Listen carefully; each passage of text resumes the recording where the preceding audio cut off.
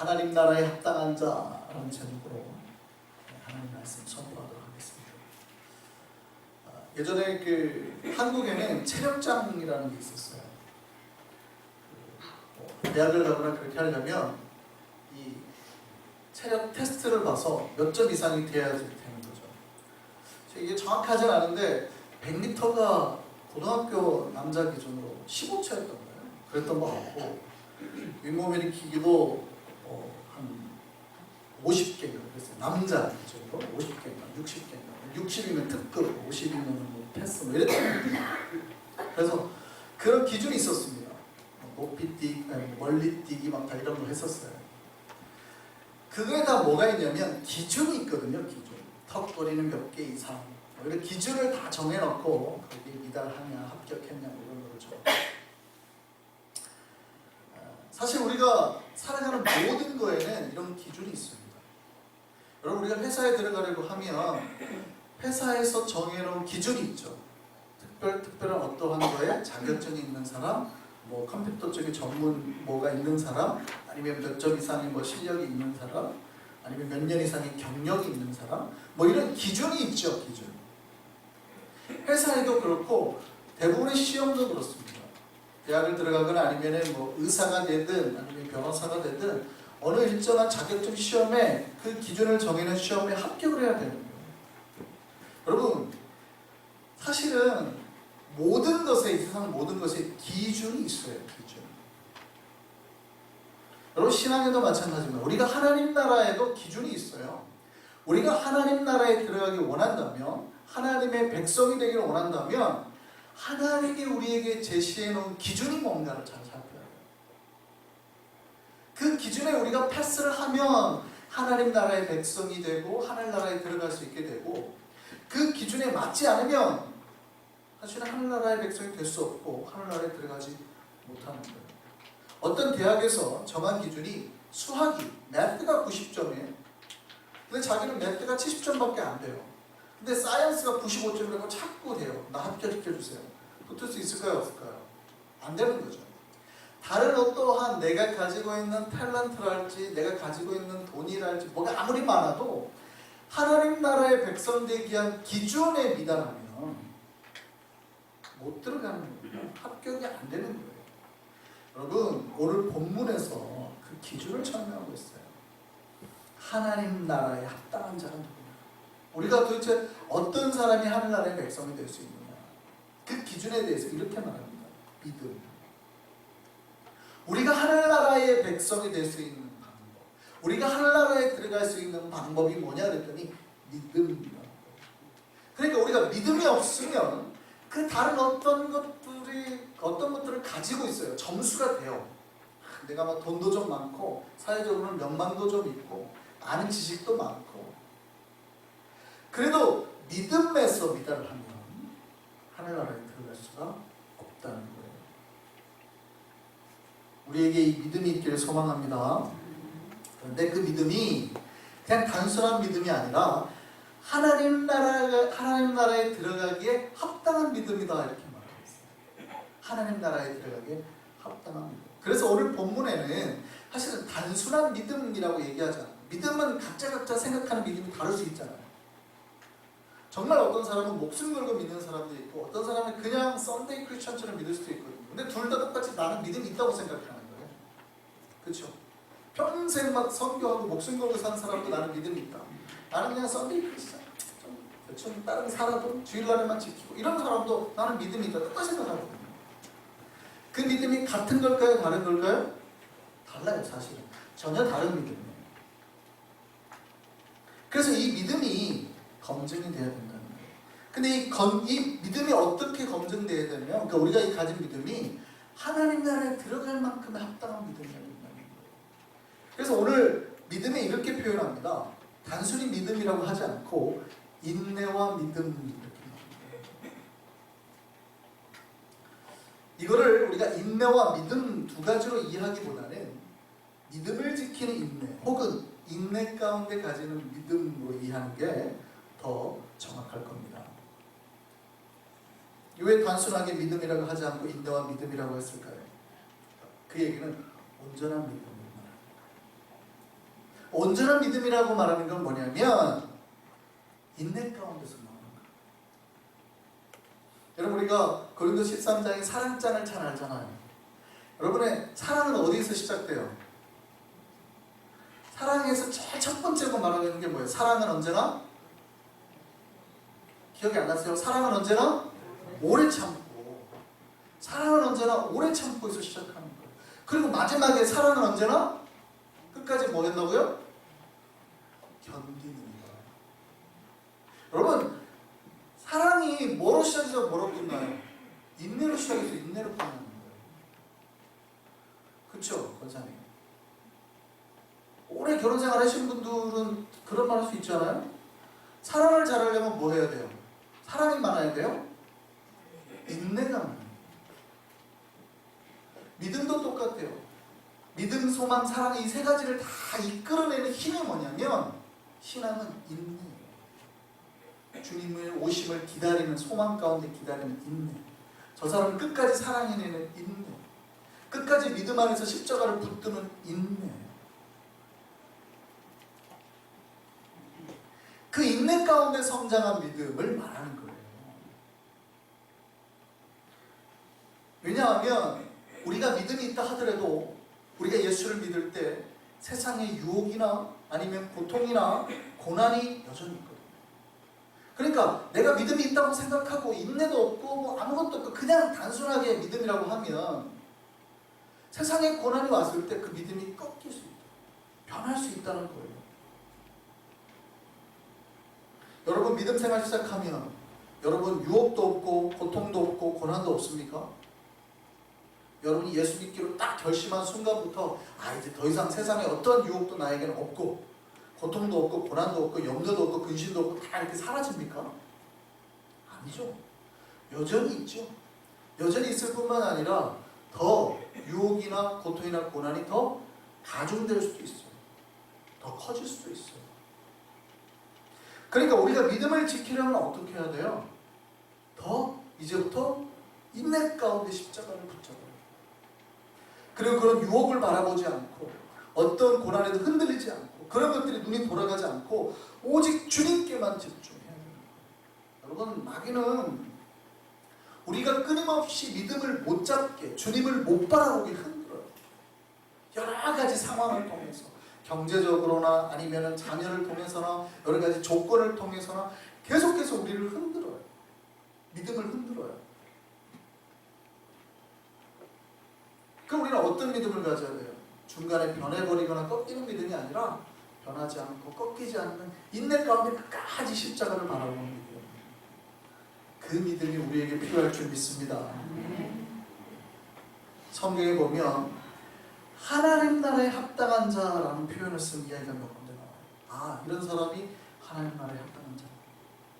그 첫 번째 말씀이 누가복음 9장에 나옵니다. 누가복음 9장 62절 말씀 볼까요?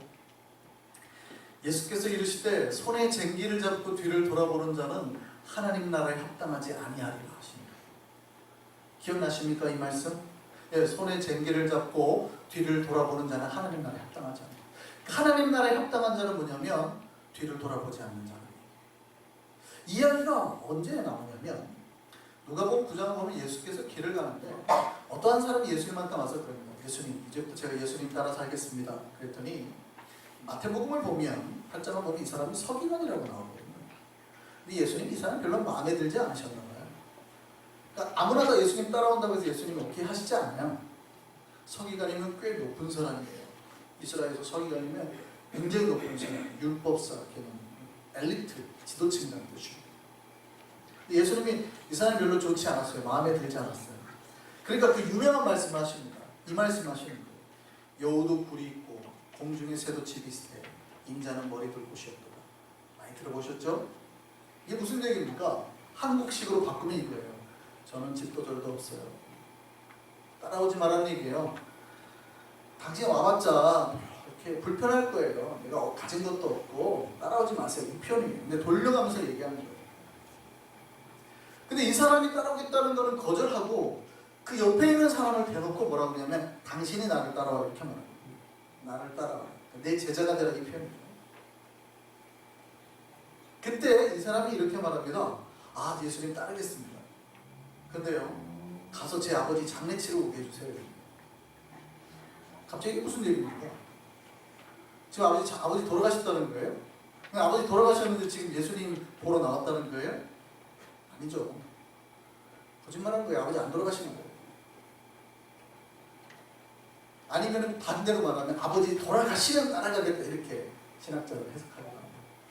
어쨌든 내가 지금 예수님을 따르지 않겠다, 이 말을 한 겁니다.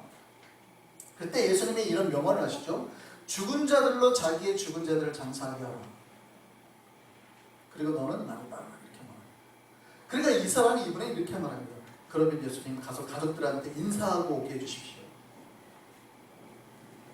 그때 예수님 하신 말씀이 뭐냐면 바로 오늘 본 말씀이에요. 손에 쟁기를 잡고 뒤를 돌아보는 자는 하나님 나라에 합당하지 않아. 여러분, 예수께서 헌신하고 따라오는 사람들이 가서 가족들하고 작별 인사하고 오는데 지금 하지 말라고 하신 말씀 같아요? 아닙니다. 예수님의 제자들은 다 가족들하고 작별 인사하고 왔습니다. 나 이제부터 고기 안 잡고 예수님 따를 거예요. 다 인사하고 온 거예요. 허락 받고 온 거예요. 지금 가족들한테 인사하지 말라는 표현이 아니에요. 이 사람이 지금 무슨 핑계 대는 거예요? 가족들한테 인사한다는 핑계대고 안 오겠다는 거예요. 쉽게 말하면 예수님을 안 따르겠다고는 하지 않아요. 근데 여러 핑계를 대서 지금 예수께서 나를 따라오라 하는데 안 가겠다. 여러분, 예수께서 하나님 나라에 합당한 자의 기준으로 어떤 사람을 말하고 있는 겁니까? 믿음이 세상 근심, 염려, 걱정 때문에 변하거나 꺾이지 않는 사람들이라는 거예요. 주님의 일을 할 때, 우리가 믿음 생활을 할 때 다른 근심이나 걱정이 있으면 혹은 세상적 핑계가 있으면 주님을 따를 수 없다는 얘기예요. 하나님의 백성은, 믿음을 가진 백성은 오직 주님만 보고 끝까지 믿음의 길을 가야 된다는 얘기예요. 우리에게 그 믿음이 있기를 소망합니다. 근데 신앙생활 하다 보면 우리를 정말 꺾을 만큼 낙심하게 할 만한 일들이 많아요. 제가 여수에 있을 때 사역하다가 목사들도 영적으로 이제 힘들거나 좀 지칠 때가 오잖아요. 그때마다 제가 가끔 갔던 데가 있어요. 그 어디냐면 여수에 가면 애양원이라고 있어요. 그 애양원 보면 옆에 가다 보면 그 손양원 목사님 기념관이 크게 있습니다. 많은 크리스찬들이 잘 모르는데 정말 손양원 목사님 기념관이 크게 있어요. 바닷가 쪽에. 정말 좋습니다. 가면은 손양원 목사님의 그 유품들이 있어요. 그때 친필로 쓰신 그 노랗게 바란 편지가 거기에 있습니다. 그게 무슨 편지냐면 손양원 목사님이 신사참배를 거절해서 감옥에 가게 되죠. 광주형무소에 갇히게 됐습니다. 그때 벌써 감옥에 있은 지 3년이나 지난 상태였어요. 근데 이제 원래 1943년 5월 17일에 이제 나올 수 있도록 그날이 이제 나오시는 거예요. 딱 정해졌던 날이에요. 그리고 가족들이 사모님부터 온 가족이 다 기다리고 있었어요. 근데 그때 일제가 송 목사님한테 전향 요구를 합니다. 나오면 시사참배를 하고 친일을 하겠다고 이 전향 요구를 하라고 사인하라고 합니다. 근데 목사님이 그걸 거절해버려요. 그러니까 이 일제가 어떻게 되냐면 그 석방을 취소시켜버립니다. 무기한 다시 감옥생활을 하게 된 거죠. 이때 송 목사님 사모님이 광주형무소 앞에서 추록할 남편을 기다리고 있었거든요. 남편이 안 나와요. 그래서 사모님이 낙심하고 돌아가시고, 그리고 온 가족들이 손 목사님 아버님이 장로님이셨는데 다 기다리고 있어요. 그러니까 이제 가족들에게 미안한 마음으로 편지를 쓰게 됩니다. 워낙 손양원 목사님이 당시에 지식이 있었던 분이고 유명하신 분이고 김구 선생님께서 손양원 목사님 찾아가서 같이 일하자고 할 만큼 대단하셨던 분이잖아요. 근데 손 목사님이 굉장히 그 논문가셨는데 아버님한테 이렇게 편지를 씁니다. 세월은 주름 잡아 굴지대만 하시던, 손꼽아 기다리시던 분이십니다. 굴지대만 하시던 5월 17일에 얼마나 놀라셨으며 근심하셨나이까. 불초 양어는 무슨 말로써 어떻게 위안을 올리리까? 아무 도리 없고 아브라함과 욥같이 반석 같은 그 신앙으로서 스스로 위안과 복을 받으시기를 바랄 뿐이시다. 아버님께 하시는 거죠. 만사만행을 다 주께 맡기시고 부디 마음 안정하시고 참다운 신앙생활을 하시기만 부탁드릴 뿐입니다. 제가 생략해서 말씀드립니다. 그러자 이 송 목사님의 아버님이 또 이렇게 송 목사님, 손양호 목사님께 답장을 합니다. 송 목사야, 누가복음 9장 62절과 마태복음 10장 37절로 39절을 기억하라. 누가복음 9장 62절이 뭡니까? 바로 제가 앞에서 말씀드렸던 손에 쟁기를 잡고 뒤를 돌아보는 자는 하나님 나라에 합당하지 않는다. 가족들 걱정하지 말라는 거예요. 네 믿음이 이걸로 낙심하거나 좌절돼서는 안 된다는 거죠. 마태복음 10장 37절 38절 한번 볼까요? 그럼 이 말이 무슨 말이냐면 아버지나 어머니를 나보다 더 사랑하는 자는 내게 합당하지 아니하고 아들이나 딸을 나보다 더 사랑하는 자도 내게 합당하지 아니하고 또 자기 십자가를 지고 나를 따르지 않는 자도 내게 합당하지 아니하고. 여러분, 가족 사랑하지 말라는 말 아닙니다. 가족 사랑해야죠. 그런데 우리가 믿음 생활할 때에 하나님 말고 다른 것들에 우리의 마음이 흔들리게 하는 요소들, 믿음의 요소들, 이런 것들을 이겨내고 십자가를 붙들어야 됩니다. 하나님 나라에 들어가려면 그 어떤 것에도 흔들리지 아니하는 믿음이 있어야 된다. 그러니까 단순한 믿음이 아니라 정말 어떤 것에 흔들리지 아니하는 믿음을 가진 자가 하나님 나라의 백성이 될 수 있고 그 나라에 들어갈 수 있다. 가족도 염려도 근심도 다 내려놓고 주님만 바라보라는 말씀이죠. 하나님 말고 다른 것들에 눈이 돌아가기 시작하면 하나님 백성에 합당하지 않다는 겁니다. 여러분, 하나님을 사랑해서 다른 고난이나 염려나 이거 이겨내라는 겁니다. 우리의 마음이 무너지지 않고 끝까지 믿음 지켜나가라는 겁니다. 오늘 본문에서도 똑같이 말해요. 하나님 나라에 합당한 자로 여김을 받기 위해서, 우리가 하나님 나라에 합당한 자로 여김을 받기 위해서 뭐도 함께 받으라 그래요? 고난도 함께. 고난 가운데서 이겨낼 수 있는 믿음을 가지라 하는 것이에요. 고난이 오면 마음이 무너지는 게 아니라 더 강력한 믿음의 종으로 성장해야 된다는 걸 말하는 거예요. 더 강력한 십자가 군병으로 주님 앞에 나가야 된다는 걸 말하고 있는 겁니다. 여러분, 믿음 있으십니까? 여러분, 믿음 있으십니까? 아멘이죠. 다 믿음이 있죠. 근데 여러분의 믿음을 어느 만큼 성장시켜야 되냐면 이 믿음이 굳건한 믿음이 되도록 우리의 마음에 마귀의 씨앗이나 다른 것들이 들어와도 흔들리지 아니하도록, 마귀는 끊임없이 우리에게 의혹의 씨앗, 불평의 씨앗, 죄악의 씨앗을 던져요. 우리 마음에. 그게 여러분 속에서 일어난다고 해서 힘들어할 필요가 없습니다. 여러분이 만드는 게 아니라 마귀가 던지는 거거든요. 근데 거기에 물 주고 씨앗을 주고 불평하게 만드는 건 누가 하는 거예요? 자기가 하는 거예요. 자기. 그걸 다 잘라내고 세상의 의심, 염려, 걱정들을 다 잘라내고 오직 어떻게 해요? 흔들리지 않는 일. 조건이나 상황이 어려워도 흔들리지 않는 일.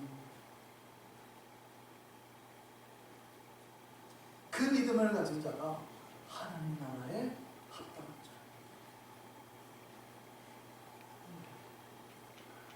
오늘 본문에도 그렇게 말합니다. 모든 박해와 환난 중에서도 인내와 믿음으로 승리한 자.